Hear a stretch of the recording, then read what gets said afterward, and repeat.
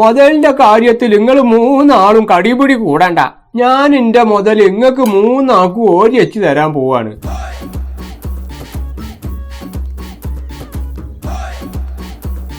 പക്ഷേ അതിനൊരു കണ്ടീഷൻ ഉണ്ട്.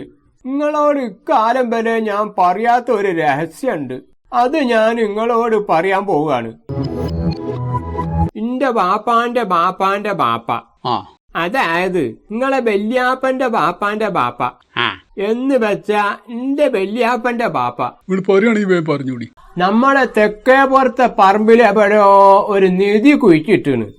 അത് മാന്തി പിടിച്ച് എന്റെ കയ്യിൽ കൊണ്ടുവരുന്നോന് പറമ്പിന്റെ പകുതി ഞാൻ എഴുതിയായിട്ട് കൊടുക്കൂ. എന്റെ പറമ്പിന്റെ പകുതി ഞാൻ എഴുതി കൊടുക്കും. ഇല്ല, ഞാൻ എഴുതിയായിട്ട് കൊടുക്കൂ. അങ്ങനെയാണെങ്കിൽ ഇപ്പം തന്നെ പോയി പറമ്പ് കളക്കാ. എന്നാ കിട്ടണ മുഴുവൻ എനിക്ക് ഒറ്റക്ക് എടുക്കാലോ. ഇവര് 2 ആള് പറമ്പിലെത്തണതിന് മുമ്പ് ആ നിധി എങ്ങനെങ്കിലും കയ്യിലാക്കണോ.